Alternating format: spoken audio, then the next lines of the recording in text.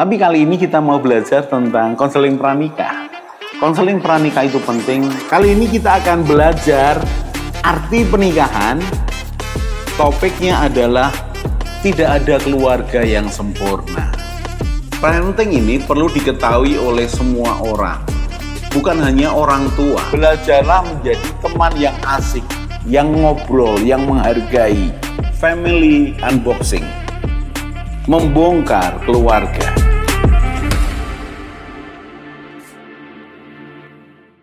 Salam keluarga Indonesia, kita belajar lagi dan kali ini kita masih belajar tentang pranikah, persiapan pernikahan. Kalau saya bertemu dengan banyak anak muda, ketika saya sharing tentang bagaimana mendefinisikan visi, misi, lalu men-set up akan konsep, men-set up akan strategi, kemudian membuat persiapan, preparation, planning, lalu membuat timeline hidup mereka. Maka seringkali pertanyaan yang saya munculkan adalah, kapan kamu menikah?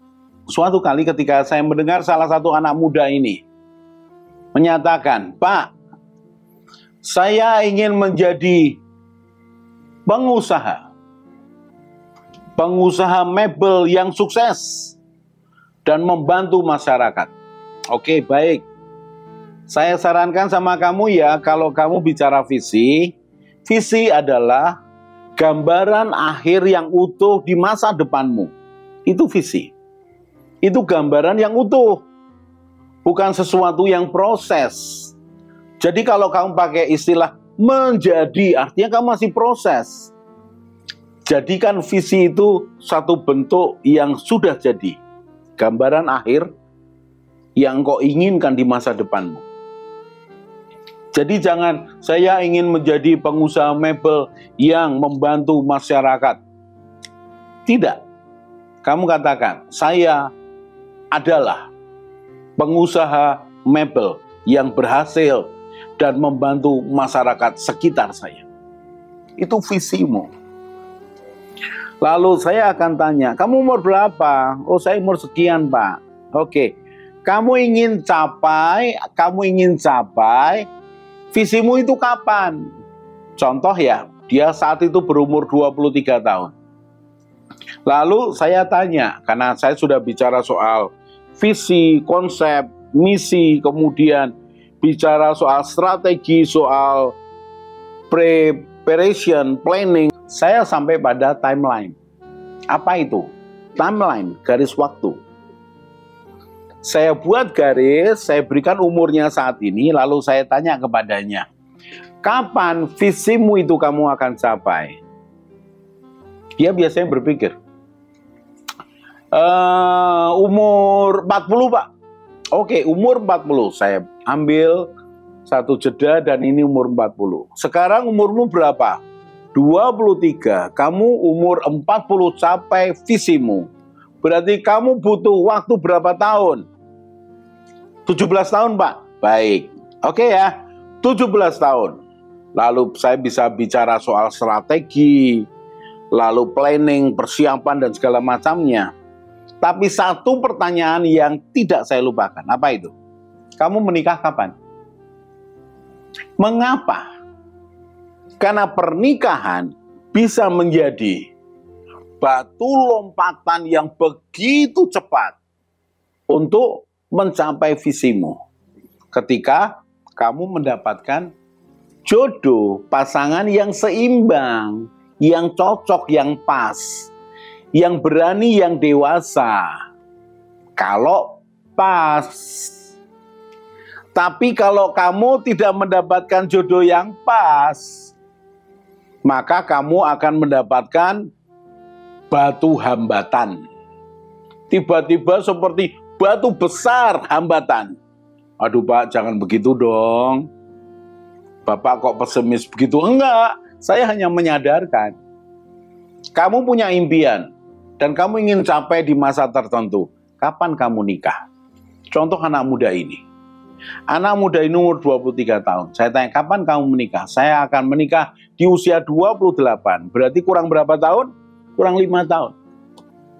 Dan saya akan bicara, persiapkan dengan baik. Carilah jodoh yang tepat, yang seiman, yang punya kemampuan mengurus diri sendiri dan bertanggung jawab, yang mandiri sehingga bisa menolong akan orang lain, termasuk kamu sebagai istri atau suaminya. Begitu rupa. Dan saya katakan, kalau kamu mendapatkan jodoh yang tepat, itu akan bisa menjadi kekuatan besar untuk mencapai impianmu.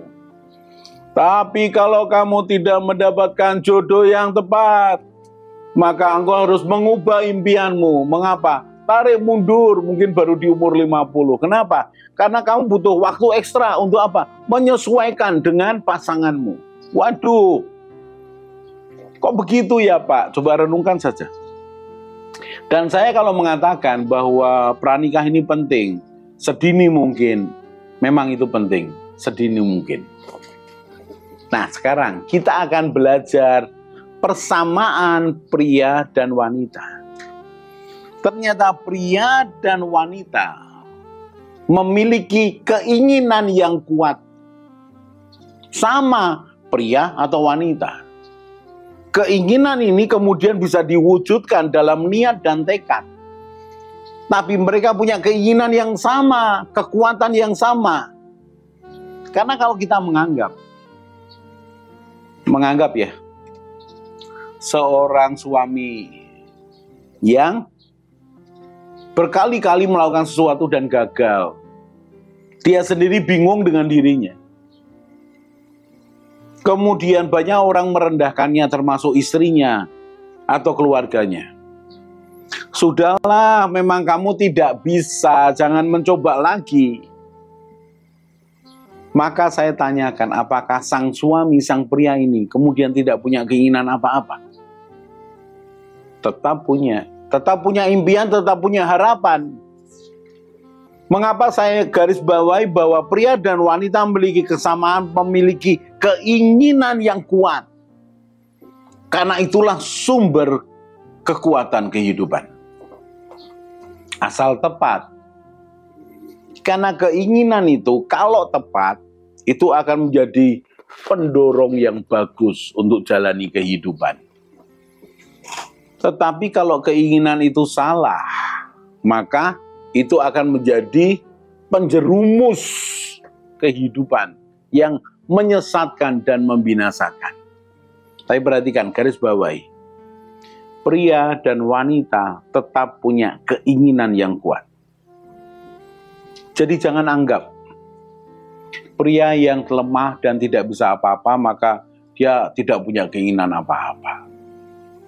Hanya orang yang sudah puas dengan hidupnya, kemudian memiliki akan misi visi yang lebih mulia, maka keinginannya itu adalah melakukan sesuatu yang mulia ini. Keinginan untuk kepuasan dirinya sendiri, keinginan untuk kebutuhan dirinya sendiri diturunkan begitu rupa, tapi bergeser menjadi keinginan untuk melakukan sesuatu yang mulia.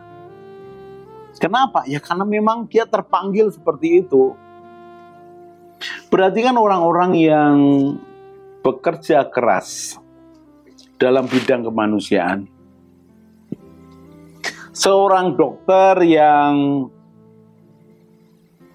mau mengabdi di daerah yang terpencil. Apakah dia tidak butuh hiburan? Dia tidak butuh teman yang banyak? Apakah dia tidak punya keinginan untuk dirinya sendiri? Punya. Tapi itu dikalahkan dengan keinginan yang besar akan sesuatu yang mulia. Bagian dari pengabdian hidupnya. Dan laki perempuan sama-sama punya.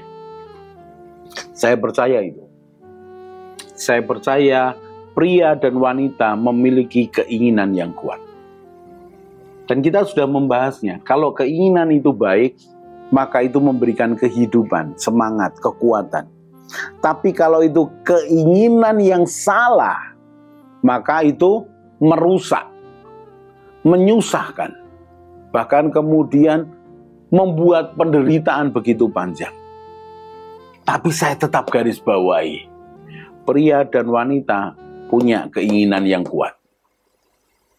Walaupun mereka lemah, Pak, justru mereka yang lemah lebih punya keinginan yang kuat. Untuk apa? Untuk berubah, untuk berhasil. Karena itu sesuatu yang positif. Sehingga saya masukkan keinginan yang kuat itu menjadi persamaan pria dan wanita.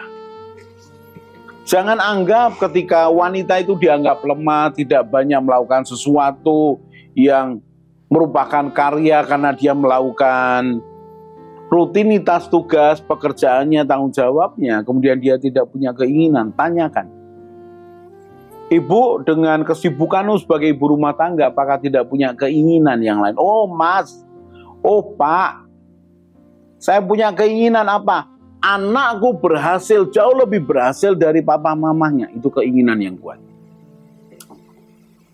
Itu keinginan yang mendorong dia. Dan itu bagus. Kalau keinginan negatif, Pak, keinginan negatif perhatikan ya. Ketika seseorang disakiti dan dia ingin membalas, saya tetap menggarisbawahi pria dan wanita sama.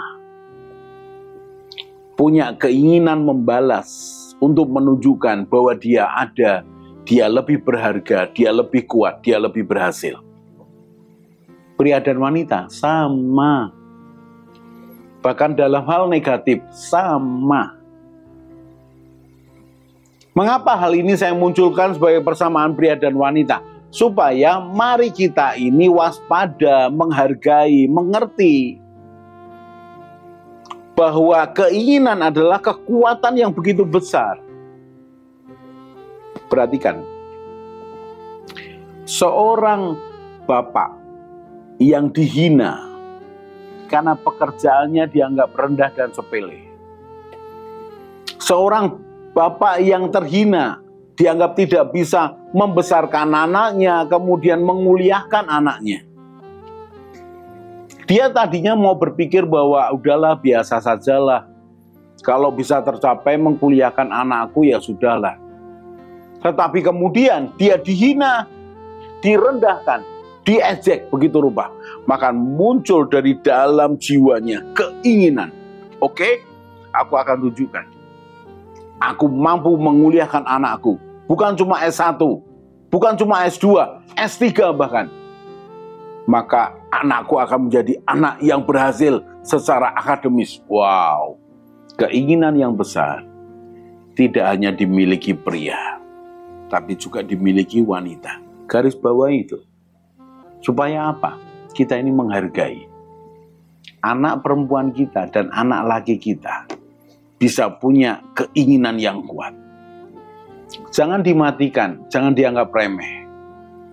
Tapi dihargai dan diarahkan yang tepat. Itu salah satu kesamaan pria dan wanita. Kita akan lanjutkan kesamaan pria dan wanita yang lain. Salam keluarga Indonesia.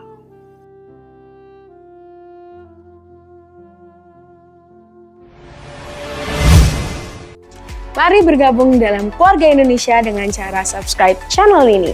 Di Keluarga Indonesia, kita akan belajar bersama tentang pranikah, pernikahan, keluarga, parenting, mertua menantu, dan juga family unboxing. Jadi jangan lupa share kepada teman dan keluarga dan juga subscribe.